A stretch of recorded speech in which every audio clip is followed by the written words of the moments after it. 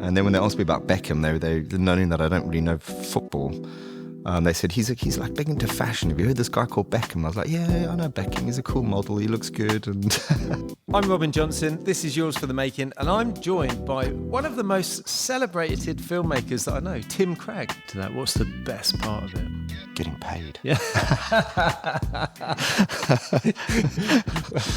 Say it how it is. Yeah, exactly. No, I think, you know what, I've never, ever yet been happy with anything that I've done. Really? I think that is that's the nature of, most professionals and artists, in that I'm always waiting for the next project to be the one.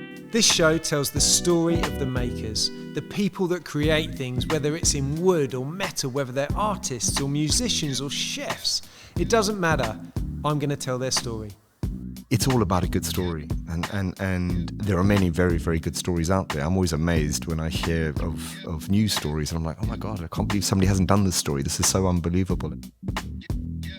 I'm Robin Johnson. This is Yours for the Making, and I'm joined by one of the most celebrated filmmakers that I know, Tim Cragg. Tim, thanks for coming. Thank you, Robin. Very nice to be here. Thanks. So, looking through your website, doing a little bit of research. I mean, I've known you many years, but I thought I'd do a quick bit of research. And your honours list, should we say, the list of awards that you've either won or been nominated for reads like the end credits of a Hollywood movie. I started and I was kind of like, oh, he's won that. He's won a BAFTA. Oh, Golden Globe nominee. Oh, he's Filmmaker's Choice. And it just went on and on and on. I thought, wow, do you know what? For someone that's won so many awards and been nominated for so many awards, you keep that fairly quiet, I'd say. Yeah, it's all lies. So. Well, some of your films, the films that you've done, the short films, the movies. If anyone's watched any of the Netflix hits of the last 4, 5, 6 years, the Beckham documentary, the Three Identical Strangers, going back a little bit, the One Punch, Killer One Punch, yeah. All of these things. The last 10 have all been number one on Netflix globally. So that's, but it's it's expected in the projects that I'm given that is kind of an expectation, and often the budgets and the stories and everything is reflected in that. So I'm lucky that I think it's been really important to choose the right project and the choice. I've always sort of have an inkling in what is going to do well because of the story or the people attached to it, and sometimes on the Netflix project, certainly I understand if they've already got a big marketing budget before we start in pre-production, that everybody's going to back that film, and I'm more attracted to films that are going to do well. So I have been lucky, yeah. And your role in those films, you're generally the director of photography. I'm always the director of photography, so I'm in charge of the sort of the visual look of the film. Sort of obviously, I work with the director, in creating that. But how it tends to work is the director looks after the performance of people and the story, and then I manage a team of people and create a look. And each film, we'll obviously. We'll create a look that suits the story, and that's the fun part. Yeah. And you're the man behind the camera. You're getting those first shots, deciding what lenses you're going to use, the filters, the angles, the everything, lighting, and also just I do operate a lot of DPs. I'm a DP, director of photography. A lot of DPs do not operate. They have an operator. I like the physicality of a camera. I like to be close to it. I like to be close to the subject matter. I think it's really important, the engagement, that one can feel a connection with whoever you're filming. And if I'm too distant and I'm looking at everything through a monitor sort of quite far away from where the action's happening, I feel that I somehow don't feel what's coming out of the person, the subject that we're shooting. So it's really important for me to feel that I'm actually close to the camera. We use a whole lot of gimbals now and all that, so it's not necessarily handheld, but depending on what the sort of style is. But I do operate, yeah. I'm an operator. And you've been doing it a little while, so I'd imagine that when you first started being a camera operator, cameras were an awful lot bigger. Yeah, they've actually now, I wish the cameras had got lighter, and they haven't. Really? They've the sort of level I'm at. The cameras are still very heavy. The equipment's extremely heavy. I don't know why it is. I look at the smaller cameras and I think, why have I got such a big heavy camera? But I do have a big heavy camera, and I've seen technology change. I started shooting straight after school. I sort of got into the film industry, and that was in 1989. So I've seen a lot of changes. Everything we started off was shot on film, and oddly the film cameras were a lot lighter, and we've gone through various cameras, and then I did a lot of 3D IMAX films, and those cameras are massive, and technology has been a huge driving force in how we approach visual storytelling. But at the end of the day, the aesthetic of a film really has to come out of the story. You set the shot up depending on what the story needs to be. Yeah, and it's not just a shot. It's like we design a film, so the film will have many, many visual landscapes in it, and really we look at the tonalness. So I'm more interested in not sort of making an image pretty but allowing that image to carry a tone that, if somebody was to watch the film with the sound down, they would still have a feeling of what was happening. And I think that's important. So it's all tonal, tonalness. Yeah. Interesting. Yeah. So, Tim, 1988, 1989, how did you get into filmmaking? I didn't do too well at school. I was very dyslexic, and they didn't really pick that up. So I didn't do too well in my A levels and O levels, and couldn't actually get into university. And I really wanted to go to university, not to study, but just to have fun. And but I couldn't get in. But I used to DJ back then, and nobody was really DJing. That was a very rare thing in the 80s to DJ on vinyl, and it was very niche as opposed to what it has become now. And I got a job as an assistant editor at a company, and because I sort of understand a bit of equipment and cutting and all that. And after about 2 years of editing, I did relatively well editing, won a few awards, and I was getting frustrated with being locked in a dark room and in a studio, in an edit suite, and also slightly frustrated with the rushes, the sort of material that I was getting in, thinking that looks a lot more fun to be out there, experiencing life. So I got an apprenticeship, and that's how it works. You work as a camera assistant, and then you work your way up the camera department. And I was lucky. I wasn't a very good camera assistant. I was more interested in sort of shooting, and I very quickly became a DP. And by the age of about 21, I was shooting. So I've shot a lot of films. I don't know. I've sort of lost count, but well over 100. So there's been a lot. Yeah. And of those films, are there any that really stick in your mind? I'm still waiting for that one. Oh, really?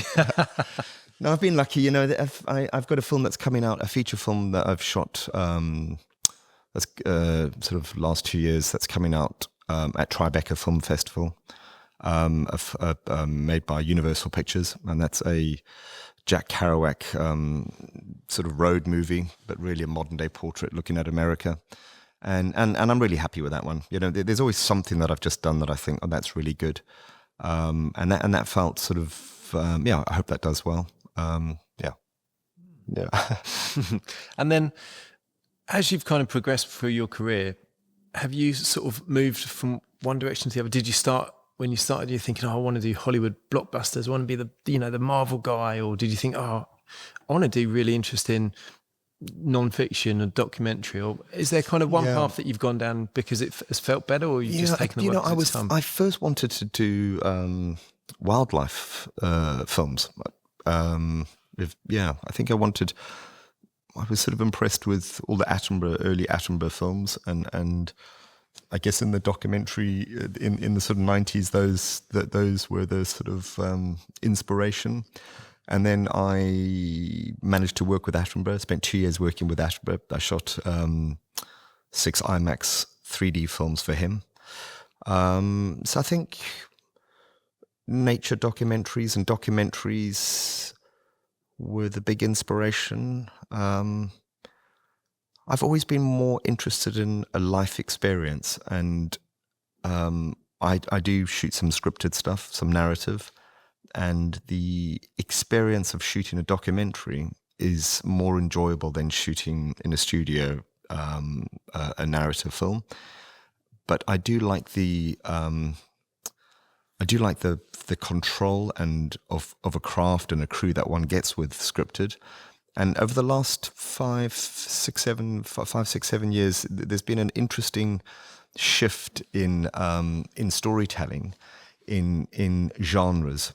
So a documentary is not doesn't necessarily have to always fit into what one expects of a documentary. At the end of the day, we're just after eyeballs, and whatever works, works. And so a lot of the documentaries that I shoot have been sort of hybrid form of scripted and documentary, real people, and then we put them into scenarios, mostly because of the craft that we use and how we shoot them, into a visual language that is more that one is used to more seen in a scripted film, and that's a interesting. That's where documentaries for me are very interesting, and you know I've worked with some of the big branded names, Spielberg, Aronofsky, Ridley Scott's company, Guy Ritchie. They're all very interested in getting stories out there, and it's obviously a lot quicker to move on a factual story, but then not just making it so sort of not like a verite or a dogma style documentary, but giving it the aesthetic and the tonalness that one gets in a scripted film. So documentaries have been in a golden age where they do very, very well with people watching them, you know, very well, 30, 40 million people. They'll get in a week or something, and it's kind of a free for all, really. We whatever works, Netflix and Apple, all of them are very, very supportive of just go for it, you know. You've got to get people's attention, however you can grab them, as long as it's truthful, you know. Then yeah, so it's a I think also the authorship that one gets with a documentary. I'm allowed, you know, the budgets are not as big as what a scripted film will be, but we certainly have enough money where we don't have restrictions in how we can shoot it. But because we don't have so many people sort of watching what we do, you know, so we're allowed a lot of freedom with that, and that's really nice to sort of have a financial sort of buoyancy that you can actually, you know, give a film a certain look or a cinematic style, but also not have that much involvement from the people that are paying for it and sort of saying you can't do this, you can do this, you can't do that, and that creative freedom is like that is the golden. You know, that's what everybody wants. You know, whereas with scripted stuff, it's a lot harder to do that. You know, yeah. So I think you can be noticed as a cameraman, as a DP, shooting a documentary because you could do something that is extremely original, and you might be able to do that in a scripted film, but you'd have to be a very, very fortunate person to be given that chance to sort of play around with the money like that. Yeah. Mm. Yeah. Diamond Heist is a really good example of what you're talking about, because if you'd have walked in on a family member watching that, you'd kind of just assume it was a Guy Ritchie film. You wouldn't, you know, it's like Snatch or lots of stuff. You wouldn't realise that it's a documentary until you know quite a way into it, that it's a documentary telling a true story of something that actually happened. Yeah, that's true. It's quite a good watch, and it's quite a nice way to look at documentaries, and telling it as if it was a film. And you've done a number of those now. Yeah. Especially with the retrospect stories. I think that's what it is that if it's a retrospect story, then it's very easy for us to sort of create, you know, we can own the visual look. We have X amount of shoot days to shoot it, and we can work out exactly what those days are going to do. And there's not that many days. I mean, I think in the Diamond Heist we had, so, you know, 60 days to shoot 3 hours. So it's quite tight. Yeah. And so every day counts. We have no days there where anything's lost. Every single day is very, you know, we need to get our minutes in the day. Yeah. And I think what's interesting is, we with our subject matters in these sort of cinematic docs, they're never really aware of what's happening in the manipulation of what we're doing tonally. So it's really the camera that creates that tone. We never really we don't ask people to act. We just sort of say, this is what you were doing. This is sort of roughly what you were doing. It's metaphorical of what they were doing in the past. But the way that we shoot it is all about the tonalness. So everything is about like what tone, what mood do we want to create out of these images? And that's something very much I would work with the director in understanding the emotional landscape that the film has. And we would actually sometimes look at a graph and sort of say, this is, we've just had this moment in the film. We've taken people up here. Now we're going to drop them down. Let's make this more, more tension here, or more suspense, or melancholic, or whatever tone we want. But we do look at the sort of tonalness in not manipulating people, but making sure that we tell a story that is. Boredom is the worst thing that we could ever have in a documentary, and I think documentaries used to be a bit like that. They traditionally were, especially the English documentaries, quite educational, presenter led. Polemics, almost somebody was telling you something like a visual lecture, and we've come a long way from that, thank God. There's a long way from those days. And I think people who used to make those, including myself, we look back in all those years and think, what were we doing? Why did we make it so educational and so dull when actually we could have made it a lot more interesting? So it's really refreshing that we are now allowed to make films super exciting. Yeah. And do you separate yourself from the subject matter? Do you concentrate on the shot? For instance, Diamond Heist. Yeah. Are you kind of enthralled by the story and you're kind of excited? Oh, this is the guy that tried to rob the diamond. Or are you kind of like separate from that? I need it to look like this, right? You know what? The Diamond Heist is a fun, exciting, thriller-esque documentary series. So, nothing really bad happens. Some people go to prison. Nobody really gets hurt. It's actually fun. It's a bit of entertainment.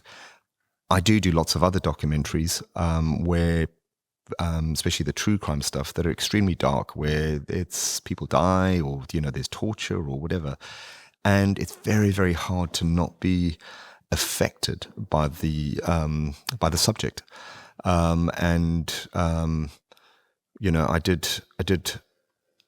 did 100 interviews for the British government, archiving people that had been through the concentration camps, and we had to create holograms of these people. This is for prosperity. So we did 100 interviews of people that had survived the various concentration camps in Germany in the Second World War, and had 3 hours with each person, and it's very, very difficult to sort of be in a recording situation like that and not be massively affected by what you're hearing, and a lot of films have that, and Netflix offer all the crew 6 free therapy sessions per film. And so we are hugely affected by the subject matter, and obviously whoever's paying for the film takes that into accountability, and it has a massive impact. There's a lot of true crime, and those stories are extremely dark, and obviously in a day we would do let's say an 8-hour interview with a policeman or a subject, or and a lot of what they say cannot be put out in the film. It has to have censorship. But we get to hear that, and that sort of sticks with us. And then also there's because we're tonally having to create something that is more dramatic. Sometimes I feel that that we're also part of sensationalizing something that is dark, and in a way it would be nice if the film was more uplifting. But there's a huge desire for true crime, and people love it, and that's the job. So it was nice to work on something like Diamond Heist, or I've done a couple of sort of alien projects that feel more entertainment, and yet they've got a good story, but nobody's really, it's not too dark. Tell me about them. Yeah, and I mean, you interviewed a lot of people about aliens. Now, when you're interviewing, Did you go into it as a bit of a skeptic? I went in as a huge skeptic. I got a series shooting through Spielberg's company in Amblin, a 4-part series shooting around the world called Encounters, sort of a homage to Close Encounters. And I thought, this is going to be a bit of fun, it's so rubbish. I don't believe this. That's the Wales, Zimbabwe, Japan and America. And so we shot that, I must have shot that over about 18 months, so a lot of filming. I didn't meet one single person that I didn't believe. I believed every single body. Really? I believed their story. I found it very hard to believe what they were saying because it's just hard, for our imagination to go there. But I did not being in the room with a person. I never ever thought you're lying to me. I always thought whatever you witnessed, you obviously really believe you witnessed this. And I believe there are other beings. I just also find that hard to believe, but I'm like, I've heard enough evidence, and Harvard now have a whole bunch of professors that are looking into various things like aliens and spirit. What is a spirit? Do we have a spirit? What are these things that science and we haven't come to sort of understand what's actually happening, and what is the need for humans to need these things? So yeah, I'm believing aliens. Was there any one story that stuck out more than anything?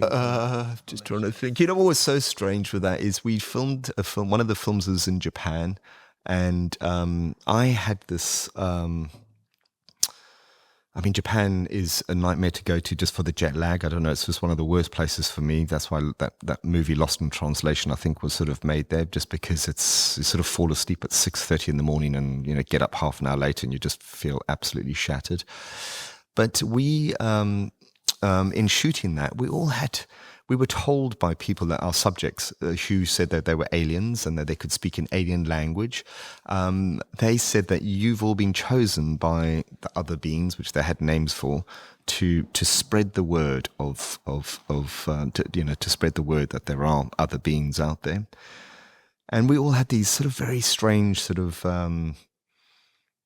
feelings, and every single morning I would wake up at about 4:00 in the morning expecting to see a spacecraft outside my hotel window, and I thought, of course I'm not, this is rubbish. But I'd wake up and I'd pull open the curtains and look outside, and and there would be nothing there, obviously nothing, and I was like, okay, nothing's happening. And then one day I open the curtains and I see 3 perfect clouds. I was actually in Tokyo, so it's an odd place to sort of see something. I saw 3 perfectly circled clouds, very much clouds, but they all were exactly the same size, all in a line, and they had a dark base and a sort of curve. So if you were to do a sort of an animation of a UFO, they looked like UFOs.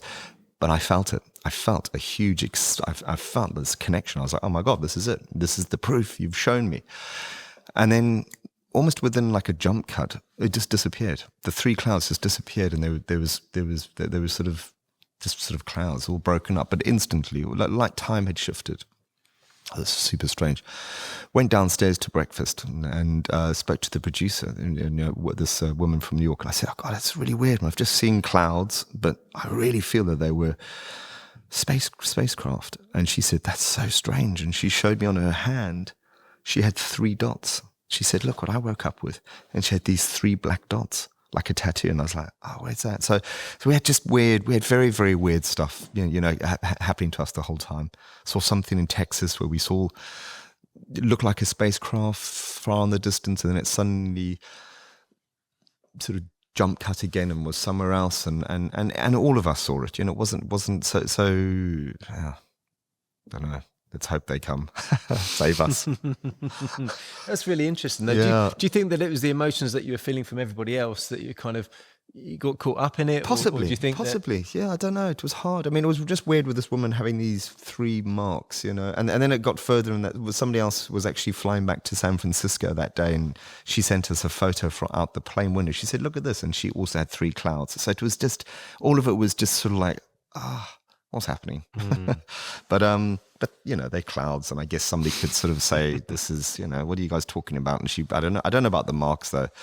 I mean, that was like really weird. That was the sort of, and they disappeared after about 3 days. They were like ink marks, like a tattoo. Oh, wow. Yeah. Perfect circles, actually kind of beautiful. So, yeah. Interesting. Tales from the other side. Yeah. But it's weird, the alien stuff doesn't, everybody's sort of, they're obviously very serious to the people that experience these things, and it changes their life in a radical way because people don't believe them. And that's a difficult thing if you've got a narrative and nobody believes that. But even in working on them, I always know that both the series were number one. They did well on Netflix, but they just didn't do well in the awards, or they didn't. I thought they were really beautiful films, and I was kind of expected that they would, and they were well funded, so they should be beautiful. It's a bit taboo almost. It is a bit. People sort of go, "Oh, it's aliens," and it's like, and it's still in that genre of sort of like tongue in cheek, a bit of fun and not taken seriously, and but. So from aliens to pop royalty, the Beckhams. Yeah, gosh, at the moment I'm flooded. The world since Beckham came out, that was obviously did very well. It's just so much celebrity stuff. So everything I'm shooting at the moment is celebrity based, which. I get it because they've obviously got a huge, big fan base, and we're interested in them. I think as a cameraman, I'm sort of less interested. It's slightly a bit of point and shoot and make sure they're in the frame, and make sure you're there, and it's about the accessibility. But yeah, I'm drenched in celebrities at the moment. Yeah. But the Beckham documentary is really interesting, and it was a good watch because you showed them as real people, essentially, who had just had quite a charmed life, and a few difficulties along the way. But what the shots with them, recent shots with them, they just seem like normal people. And I think that was the most interesting thing the biggest takeaway for me is they're just regular people. David's got his garden set up, he's keeping his bees and stuff. That's what I would do if I was in his position with the wealth that he's acquired. I thought it was a really good, and you created some of those key moments, Victoria forever. coming in, or him going in with Victoria, and poking his head around the. What car did you get driven to school in, and whatnot? The rolls, no, that's Bex was cool. Bex was cool, very nice, very, very. I think Netflix very much wanted that film to be. Everybody wants, if you've got a celebrity that is produced, and most celebrities are produced, and we're then given access. To their life, the last thing we want to do is then produce them. We want to almost shoot as if it's shot on a phone, or it's just like full access, warts and all. So that's just a visual approach that one has to sort of go like, this is going to be more interesting to make it feel real, and obviously everybody's real. So let's, But it's I'm doing a film with the King at the moment. Wow. A film with Leo DiCaprio, Meryl Streep, who else? Andre Agassi, Dua Lipa. Oh, really? So it's just What's the film about Leo like then? He is doing an ecology film, like an environmental, and it'll be a feature film. Did you do something like that with Will Smith? I have done something with with Will Smith. Yeah. Is that the one where he went to volcano? I did the first. It's called One Strange Rock. That's it. And I did the first series of it. And I only shot the Will Smith stuff. That was directed by Aronofsky. So that that's. And I think for me, working with celebrities and celebrity directors, that because obviously it had sort of a named director attached. There's a certain. I don't know, I'm sort of used to it, but I think for other people, they may be slightly overwhelmed by it. But I'm kind of used to it. Is there a marked difference working with, your everyday person that you're filming documentaries with, and then someone like Will Smith or the Beckhams who, they're like, I'm like this, and then the camera goes on, yes, I'm dead serious. Is there a big shift? Is it like they are the ultimate professionals, or is it just like you film with a person, you film with anyone? Yeah, I think with anybody. Yeah, no, there's no difference. I think the difference comes in scheduling. Their scheduling's really tough. And depending on the profile of the person, there's often quite a lot of other people around, just because people want to make sure that that their brand or the person is respected and that what we do is respectful. And so, I don't know, on Beckham, we probably had, 8 people in another room looking at monitors and feeding stuff back Really? Just because lots of money's going down and, it's his time and, people and these projects, they cost quite a bit. So whilst it may seem really candid and very off the cuff and free, we are still creating that. There's still a lot of people and cars and management of a crew and we call it a media village. Is sort of everybody watching monitors so we try and protect our subjects from seeing. They're obviously aware of it, but we make sure it's not in their eye line and it's my job and my team to just make them feel comfortable.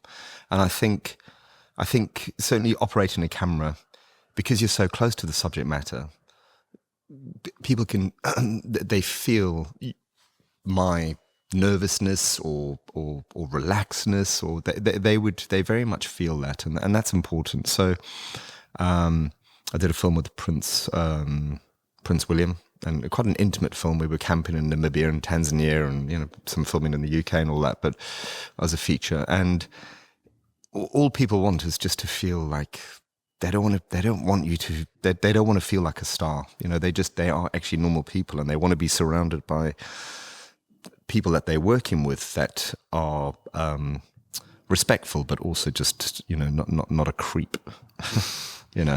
So and the king is is very much like that. Very, very, very friendly, very amicable, friendly person, very funny, very witty, and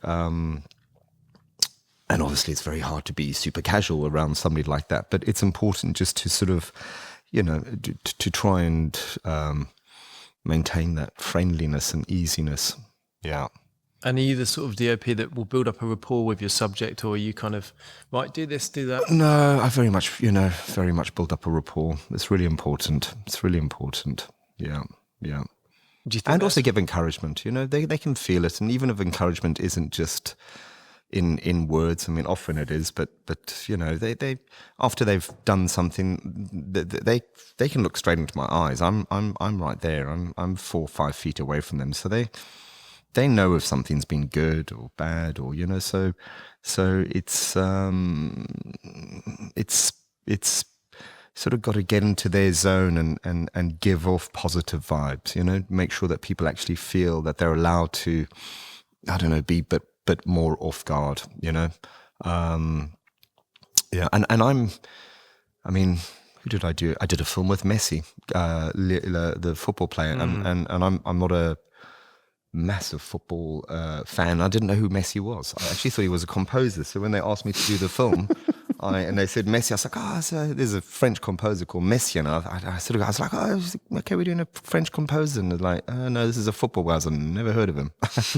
And then when they asked me about Beckham, they knowing that I don't really know football, they said he's like big into fashion. Have you heard this guy called Beckham? I was like, yeah, I know Beckham. He's a cool model. He looks good, and so I think that does help, in that I don't know often a huge amount about somebody's, their history, and unless they, Leonardo DiCaprio or somebody like that, or Will Smith, where I sort of know them as a, I've seen them act, or the King, but yeah.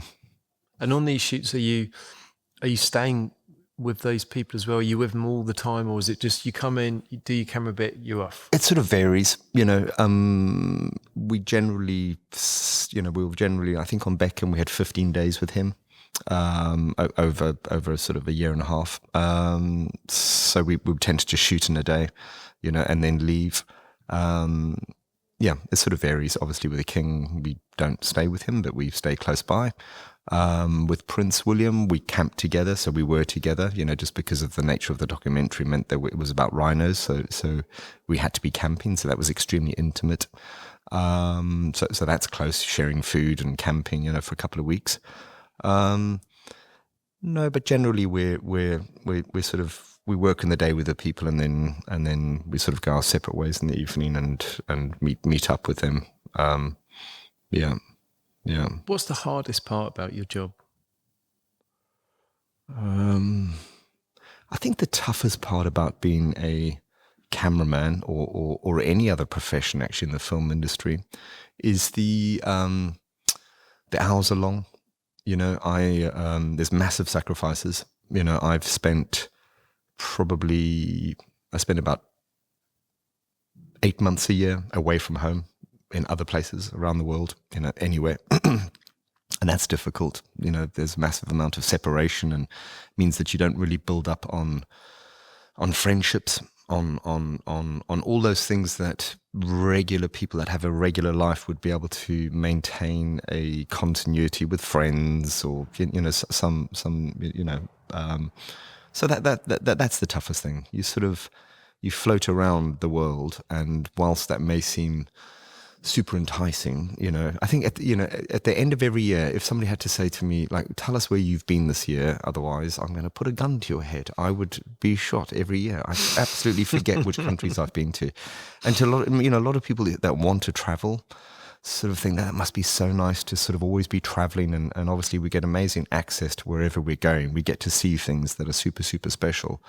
But there is also a sacrifice, you know, in that you're missing out on family and your own children growing up, and, you know, and also building up on, on good lifestyle habits. You know, it's long hours, a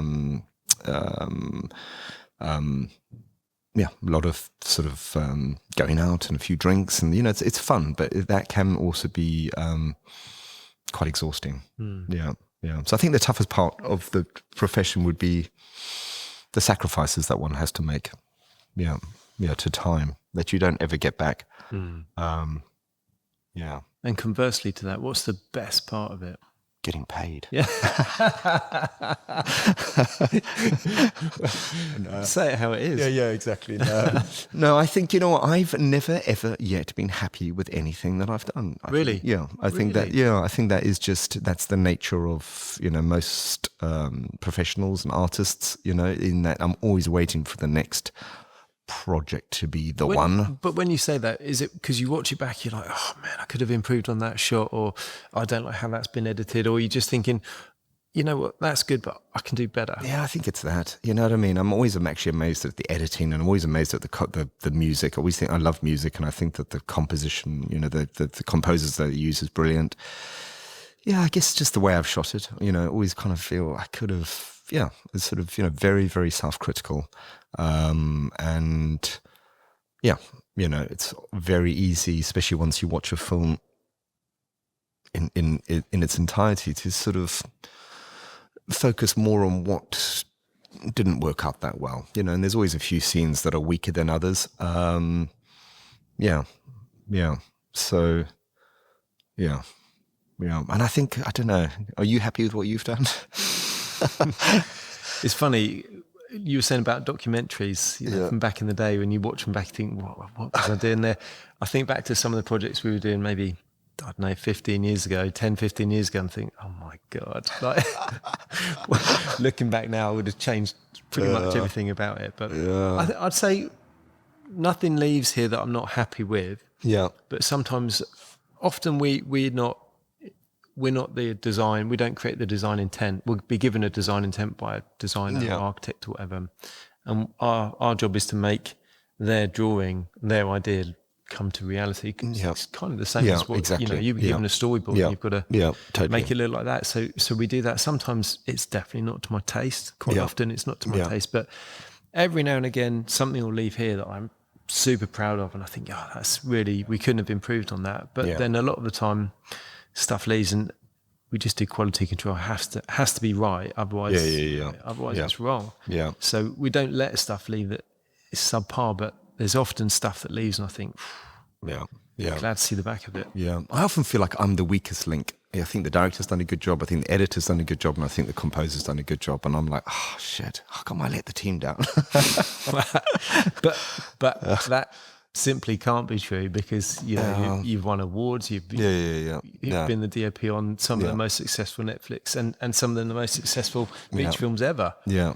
So you've got to be doing something right, Tim. A bit harsh on yourself, maybe. But that's what pushes one forward. Well, yeah, it is. You're never ever complacent. It's never ever still waiting for the gig to sort of show myself. And I because I have had no training. I didn't go to university or anything. I've always felt slightly like a charlatan, it's like imposter syndrome. I'm always thinking, I'm just having fun, just sort of like shooting things. And eventually I'm going to get caught out that I'm actually don't really know what I'm doing. Or I feel the same here, actually.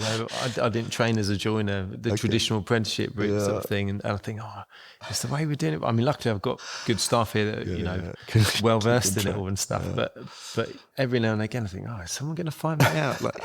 But then what is nice is when I go and look at, I was at Chelsea Flower Show and we did some stuff up there. But I looked at another garden. There's a big joinery project in there. Someone that I follow on Instagram, seen all the photos come together. When I went and had a look up close, I was like, phew, it's not as good as our stuff. But you kind of like, this is really nice. And you walk away like, you must watch other films sometimes think, I would have done better than that. I don't watch a huge amount anymore. I'm a member of BAFTA, and I have been for many years, and I get sent all the films. So there's a period where I sort of watch a lot. Just I'm fully immersed in them. Sort of towards the end of the year and the new year, sort of November, December, January. But it always makes me feel, if I watch something, I get slightly intimidated. Things are so amazing. I'm just like, oh God, this is so good. And then I also see the effort. I cannot watch any scene without seeing the effort that's gone into making that scene. And and it's filmmaking has become very, very impressive in what the techniques that people are using. And it can be quite daunting just to see how good people are. So I think most of my inspiration visually would come more from paintings and photography, and certainly from a director. When it comes to a script, I'm far more interested in sort of saying to them, can you give me a playlist, an audio playlist? Give me a soundtrack to this, of not necessarily the music that's going to be used in the film, but a soundtrack that represents the tonalness that we're wanting in that scene. And then I have a feeling of it, That is, that's probably easier for me than somebody giving me a literal, like, we want it to be like this film or that film. It's better to, the more abstract something is easier for me, more enjoyable. It's that mood board. I spoke to a lot of musicians that are, first album's theirs, the second album's the difficult one because the record label says, here's a mood board. There's Kate Bush and whoever else. Do it like that. Whereas I think a lot of the time that original emotion comes from, not being prescribed what you need to do. Yeah, that's true. Yeah. And if someone was to give you the golden ticket, if someone came with a blank check and said, Tim, I want you to make Coen Brothers movie. There we go. You do. If you guys need a DP, I'm free. Really, that'd be the one. I'd like it. Yeah, I think a $20 million independent movie. That's the dream ticket. $15 to $20 million. And the subject matter. Good story. I like something that is internal. So I like, I'm very interested in sort of, something that is more, a human drama story. Wasn't Three Identical Strangers Coen Brothers? No. It kind of felt nice. like it. Yeah. No, like an indie movie, that would be good. Like an indie movie with enough money, without enough sort of control and a good cast. I don't know who the actors would be, but there's something very beautiful about witnessing actors perform if they're really good. It's magical, actually. It's like they transform, even if they don't even say anything. They're like chameleons, and that you sort of see them completely becoming this character, and it's very interesting to see that, and I like that. So Guy Ritchie would be okay. I mean, for the thriller-esque stuff, that would be good. You know what I mean? I like that style. It's fun. He's busy on Netflix. He is busy. He's busy. Doing He's a lot very for busy. them. There's so many good filmmakers, so many. such an abundance of there's so much talent now. I feel sorry for people coming up and trying to get into it because there's so much talent, and the technology is making it easier and easier for for everybody to be talented. Yeah. And do you think there's an industry trend that we're seeing now? Because I watched that thing. What's it called? Adolescence. Yeah. Where it's all one shot. Yeah. One is. Yeah. I mean, that's been around for a while. I mean, I think the trend now is everything seems to have a marketing tie-in, and something like Adolescence very much had a marketing push on pushing the fact that it was shot in one take. Everybody's aware of that, and there's been a couple of films, 1917 that wasn't one take, but that had lots of and probably a lot more cinematic than Adolescence. There's a great French film called Athena that is like a homage to La Haine, and that is very, very impressive, and it's one take sort of deliverable. So it's our technology can do that, but every project seems to have it's driven by a market. Adolescence has been they've put a lot of money by pushing the behind the scenes making of it, and that isn't something that just happens. That is created. So the Diamond Heist was very much pushed by it being a Guy Ritchie produced series, and I'm doing another feature at the moment for Netflix on Rachel Nichols. She was a woman that was murdered in Wimbledon Common, and Netflix are doing a drama series at the same time. So things have a sort of symbioticness, and that's really what pushes them. I think the one take. Yeah, I mean, it's almost like it's been around for a long time, and people Adolescence has almost ruined it because people are almost making mockery of it now. But whatever works for the story. And I think as soon as there's as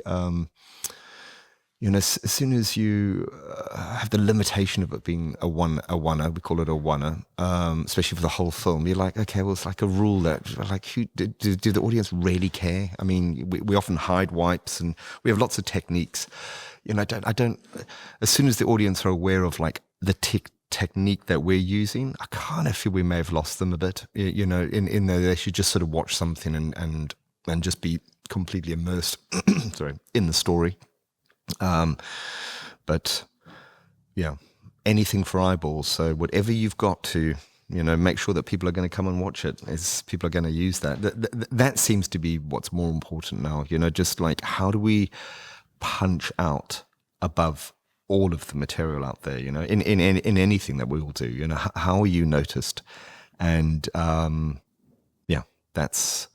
that to me is almost the choice of the films I choose, in sort of going like, okay, either I have a personal interest in it, which is rare, or how do we, how is this going to be, how are we going to be noticed?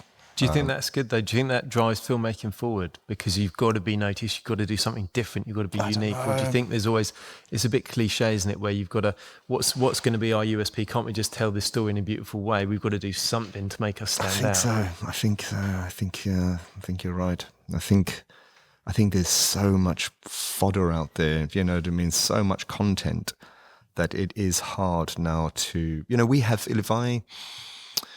Netflix is certainly the biggest, has the biggest network, biggest subscribers, or what have they got, 380 million or something. And we very much monitor where it does, if it's number one, or, where it is. That's very important to the production. And Netflix are very much engaged with us, and they let us know after a week, this is where you guys stand. And then they let us know after 30 days where the people have dropped off and what the audience figures are. So the success of something, for it to be commissioned or for people to get another film, is very much linked to the eyeballs, how many people watch something.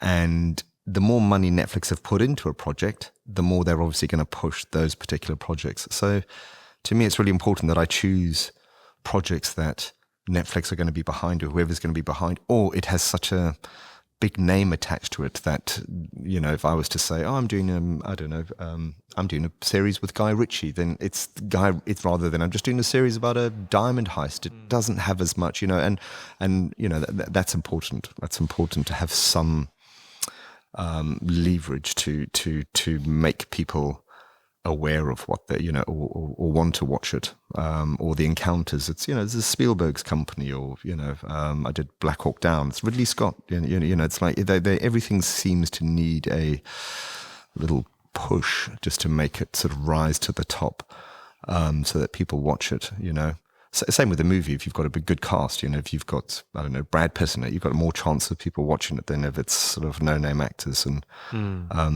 yeah. And Yeah. a lot of your work is Netflix. Is there Yeah. a big difference between working on a Netflix production and, say, a BBC production? Huge. Really? Yeah. How so? Well, BBC now. I shot a film actually made by the BBC for Netflix. So the BBC they have BBC Studios, so they operate as a freelance production company, and so that's made by the BBC, but as a service company. And the project I'm doing with Leo at the moment is made by BBC Natural History, but for his company in LA. And I don't know whether that will be a cinema release, so I don't know where that will end up on a streamer. But unfortunately, and this is really unfortunate because all my work used to sort of be with terrestrial TV, the BBC. The budgets are just, you know, they're like, I don't know, they're sometimes like a tenth of what we would get on Netflix. So it's, you know, and we need money to make a film. Films are expensive. They still are expensive, and the BBC just doesn't seem to have the same sort of budgets because they're not global, you know. And I notice I've recently shot something with Tom Jones for the BBC. It hasn't come out yet, but if I shoot a project for Netflix, the day that goes out, I start getting messages and emails from Australia, and then it comes into some people in Asia, and then it hits the Middle East. And as the world wakes up, I feel that it's actually had an impact.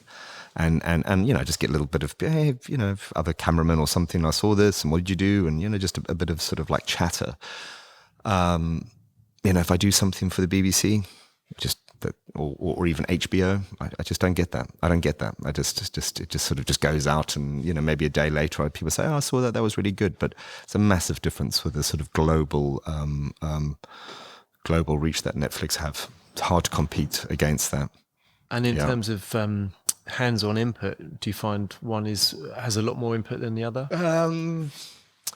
Because Netflix certainly are the leaders by a long way in the technical support that they give the DP. They very much want to make sure that the pipeline of how everybody sees the film is in the same vision that the DP had in mind.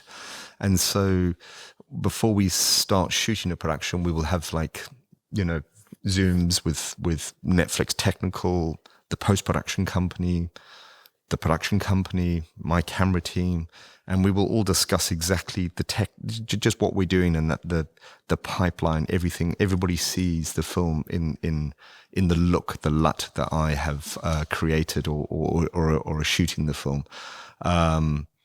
So Netflix have been very, very supportive towards DPs, hugely. You know, no other network touches them, just in the love that Netflix have given the look of films. Yeah, it's a shame with the BBC that they just, I don't know, you know.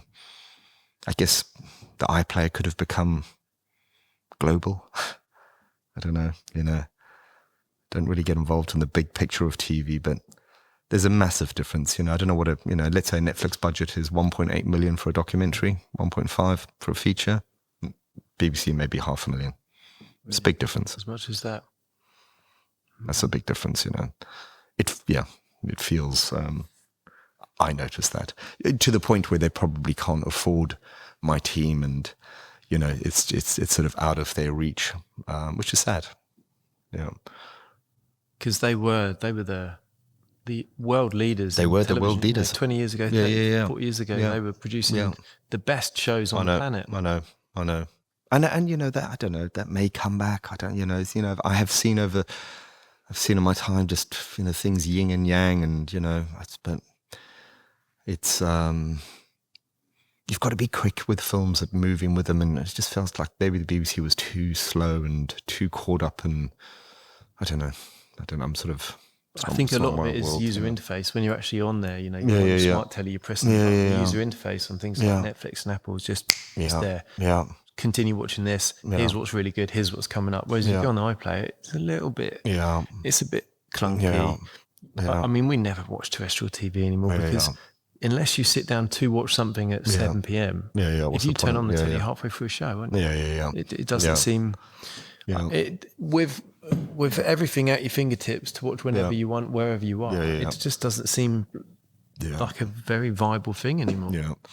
Yeah. And it felt that the commissioning sort of, it felt that the commissioning just got a bit sort of just a bit uninteresting, I think I'm obviously not part of the I don't pitch films and I don't commission them, or, so it's not, I just get offered to shoot projects, but, it's all about a good story, and there are many very, very good stories out there. I'm always amazed when I hear of news stories, and I'm like, oh my God, I can't believe somebody hasn't done this story. This is so unbelievable. And I think, maybe the BBC were looking at ticking too many boxes to make sure that they pleased everybody, that they actually were too slow at moving on really good stories, just saying, this is a really good story, let's just go with this. But maybe that will come back, And they were very educational, the certainly on the documentary side. I think the dramas were different, but the documentaries tended to be more polemics and sort of a presenter and, somebody telling you something. And I guess that model now has been just not so attractive. We're not really interested in that as much. Unless it's a lifestyle, and that's obviously very good. And that seems to be growing hugely on Netflix, the sort of lifestyle types of TV, which I don't do, that seems to be competing with my market, big time. Yeah. Maybe a new avenue. God, I hope so. Any avenue. But a lot of people, who are working in the television industry have saying that over the last couple of years it's really, really slowing down. But it's been terrible. You seem to be speeding up almost, doing more and more. Yeah, I'm lucky. I have noticed a massive slowdown. Definitely. I tend to get offered a film a week. Tend to maybe sometimes 2 films a week. I work out of America and the UK. So my work is I have American clients and UK clients, and up until probably 6 months ago, that's what was happening. A film a week I'd be offered, and I can only do 7-8 films a year. So there's a lot that I'd obviously turn away. Now that's down to probably get offered a film every 3 weeks, maybe 2 a month.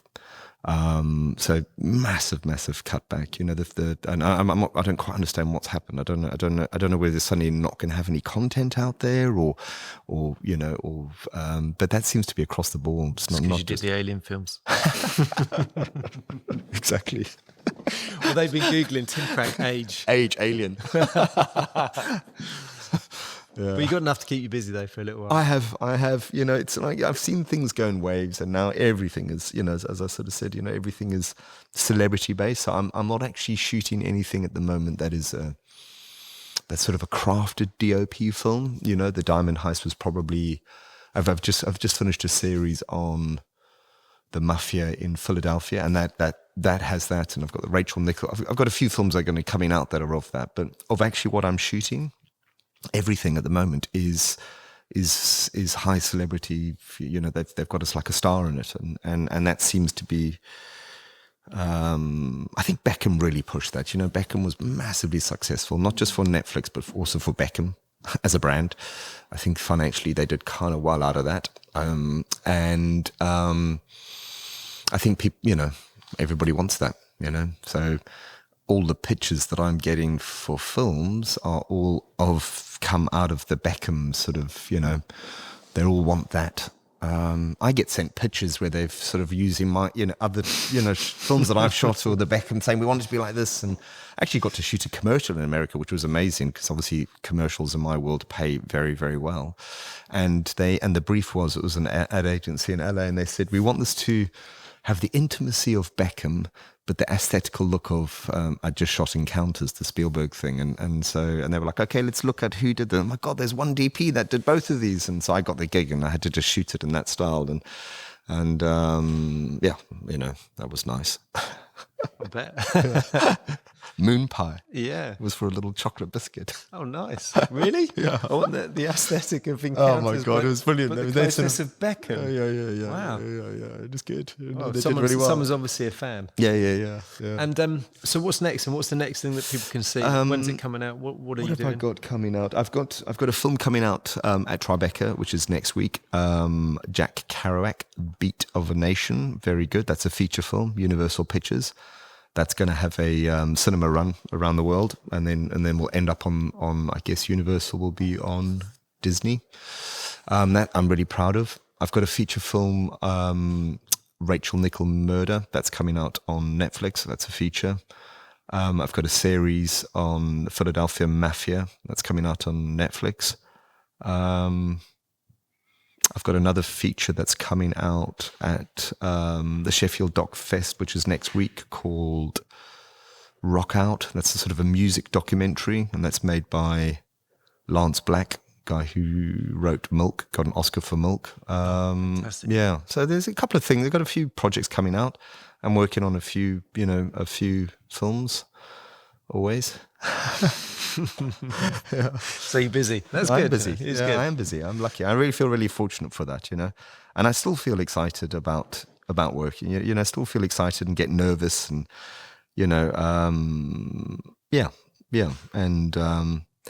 for me, before I start on a film, almost the most exciting stage is the conceptual stage, with the director working out how do we want this to look, and I've got lots of screen grabs, sort of images from other films or films I've shot, and we start sort of sharing and bouncing backwards and forwards a sort of visual palette, a mood board, a style guide, and that's the most enjoyable, because it's without the effort yet. We're not having to sort of do long days and all that, and then I guess the next stage is actually I like the camaraderie of being on a film set.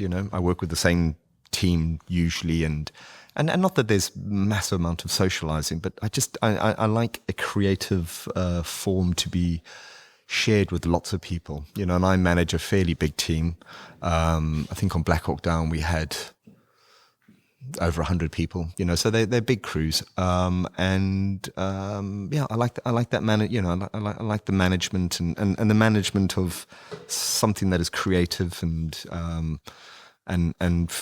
if I'm enthusiastic, then I hope that everybody that's working alongside me can feel that enthusiasm and also get enthusiastic. And if we can get through the day feeling, shit, this is going to be amazing. I always think that every project I'm going to do is going to win an award. I have to think it's going to be the best. It's going to, I really, really sort of convince myself. And sometimes I look around and think, am I the only one thinking this?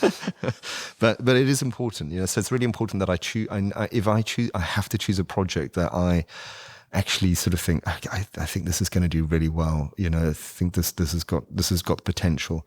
I could never choose anything that was just a sort of treading water, like, it doesn't, I'm just doing this, But I'm in a fortunate position to have that, to be able to make those choices. Yeah. I'm sure it's because you've navigated your way to that point there. Yeah. It's not happened by chance. Yeah. And yeah. Kind of one question that I ask everyone that comes on is if you had one piece of advice, you go back to, 1980, 88, 89. Yeah. If you could have one piece of advice to give your younger self, which could also translate into a piece of advice to give to someone that wanted to be a filmmaker or get into filmmaking or documentary making or cameraman or camera person, what piece of advice would you give? I would say to anybody wanting to work in any field, you got to believe in yourself. And I think what's really hard is that in order to believe, you got to believe in yourself on a stage where you've had no success, haven't actually probably done anything, nobody believes in you, And yet you have to say to people, I'm a writer, I'm an actor, I'm a DOP, this is what I am. But you've got nothing really that you are proud of, that you know, or you haven't actually done anything.